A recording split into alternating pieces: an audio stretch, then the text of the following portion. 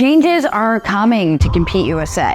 These are critical for you to know if you plan on competing in Excel Beginner, High Beginner, or the Learn to Skate USA free skate levels. I'll review all the changes and when you can expect them. Hi everyone, this is Amy. Welcome to my channel. If you subscribe to my channel, I've discussed how these changes have been coming. Now we finally have more details. Before I dive in, I want to remind you that while I'm a PSA ranked and rated US figure skating member coach, I'm not an official spokesperson of any kind. Always check with your own coach to make the best decision for you and your skating. This is the latest information as of September 1st, 2023. Everything I'm covering today is breaking news. Well, almost everything. Let's go over the basics first. Compete USA is designed to promote a positive grassroots competition experience, enabling a fun introductory competitive experience for all participants. Competitions incorporate skills from Learn to Skate USA and US figure skating into a competitive format. Compete USA competitions are open to any skater who is a current member of Learn to Skate USA or is a full member of US figure skating, including Aspire members. That means you can be a Learn to Skate USA, Aspire, or US figure skating member directly or through a ranked program or club, but you're not required to be representing a club or program. It is entirely okay if you're an individual member of Learn to Skate USA or US figure skating directly. You are not required to be affiliated with a program or club. Suppose your rink is ISSA or has a different program. In that case, you can still join Learn to Skate USA or US figure skating directly to be eligible to compete. From Snowplow Sam to Basic 6, as long as you have not taken any official US figure skating tests, which does not include Learn to Skate USA instructor evaluations, you cannot pass any official US figure skating test, such as skating skills, dance, or singles, and compete at the Basic 1 through 6 or Snowplow Sam levels. Even though there have been changes to the testing and competition rules, you still may not have passed any official US figure skating test for the introductory levels. The levels you pass and Learn to Skate USA are not tracked. It's an honors-based system. Work with your coach to ensure you are competing where you genuinely belong, at a challenging level where you can still be competitively successful. There should be no more than 6 competitors maximum in a group, and all 6 should receive an award. The award doesn't have to be a medal. It could be a ribbon or a certificate or anything, really. There definitely can be less than 6 skaters. Many competitions do not always follow that guidance. Often, not all skaters receive an award. So keep that in mind, that not all competitions follow that guidance. Competitions will specify this in their competition announcement. So you must read that and understand how that competition will handle placements.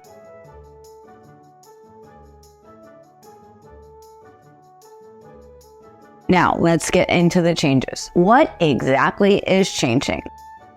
We used to have a manual for the entire season. Now we have a web page with links. The manual that's at the top has turned into more of a how-to guide for local clubs that are hosting the competition. Below are the new program requirements. You will see that there are 2 different links for most categories, September 1st through December 31st and January 1st through June 30th. There's 2 sets of rules. With these different dates, it's essential to read the competition announcement because whatever is in that announcement will prevail regardless of the competition dates. Some competitions were approved before these new requirements were announced. Say it's a competition for October. Refer back to that announcement that's already been approved. Nothing will be changing for Snowplow Sam, and nothing is changing for Basic 1 through Basic 6. The changes begin with the pre-free skate to Free Skate 6, as well as Excel Beginner and High Beginner. I have talked about this a little before in a YouTube short and in my video about upcoming changes to the Excel series. There were something like a dozen different levels to choose from, so it could be difficult for local clubs hosting the competitions. And it was also challenging for us coaches to understand where to put our skaters. Should we place them in free skate levels or Excel Beginner and High Beginner? what was happening was that Free Skate 1 had 2 skaters maybe, and maybe Free Skate 2 had 3 skaters. Then perhaps there were a whole ton of skaters in beginner and high beginner. When you look at the skills, sometimes they're very similar. There was a lot of overlap. They wanted to reduce that redundancy and make it easier to understand. The way they did this was to take 9 levels and reduce them down to 4. They took pre-free skate through free skate 6, along with Excel beginner and high beginner, and condensed them into Aspire 1 through 4. It is critical to understand that this is only for competition levels. The free skate levels and curriculum still exist in Learn to Skate USA. Aspire 1 through 4 are only competitive levels. It's not part of the curriculum for group classes or even the Aspire program. We're still teaching pre-free skate through free skate 6. The idea was we would be able to have those larger groups of up to 6 skaters, and then have the age banding where the local club pays attention to the ages within that group. So you wouldn't have a 5-year-old competing against a 15-year-old, hopefully. The idea is that this will create larger groups of up to 6 skaters maximum for competitions. There's still a spot for everyone. There will always be some kind of skill that you're working on and you might be struggling with. It could be a spin, it might be a jump, maybe it's a skating skill. As coaches, we need to use our best judgment to place our skaters at challenging and appropriate levels. This puts more responsibility on us, your coaches, to choose your levels. Haven't heard anything from the Excel series. They did talk about this before at the PSA Summit, where they included those Aspire 1 through 4 in the Excel series. I think we're just going to have to wait and see what happens. I'll be sure to keep you posted. So subscribe and ring that bell so that you don't miss that video when I post it. What are the program requirements for these new levels? The intention is to be able to move skaters through Aspire 1, Aspire 2, Aspire 3, and Aspire 4. All these levels have a maximum 1 minute 40-second program duration with 5 jump elements, a maximum of 2 of any of the same jump, 2 spins, and 1 half ice choreo step sequence. The idea behind the 5 jump elements is to facilitate progression. It's much easier to change a program from 5 jump elements instead of attempting to plug in a 5th jump and going from a program with 4 jumps to 5. For Aspire 1, the permitted jumps are waltz jump, half flip, and half lutz, with a maximum of 1 waltz jump sequence, with no turns or hops between the jumps. Permitted spins are a 2-foot spin and a forward 1-foot spin. In Aspire 2, you can still perform all the jumps that are permitted in Aspire 1, plus a single sow cow and single toe loop. You are permitted a maximum of 2 jump combinations, or 1 jump combo, and 1 jump sequence. Jump combinations are waltz jump, toe loop, and sow cow, toe loop. You can also do the same waltz jump sequence permitted in Aspire 1. Permitted spins are any spin from Aspire 1, back upright, or a sit spin. For Aspire 3, any jump element from the previous 2 levels is permitted, plus the Euler or half loop and the single loop jump. There is a required spin at this level. That is the forward upright to back upright spin combination. Your additional spin can be a camel spin or any other spin from Aspire 1 and Aspire 2.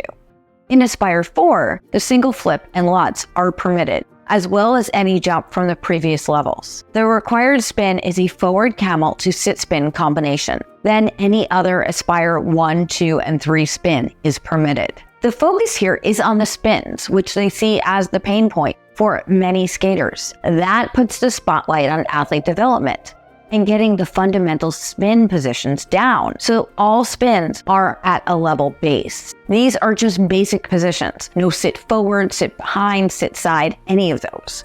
They want to see the focus on the basic positions at these levels. Skaters need to develop strong basic positions. There are also no flying entries permitted.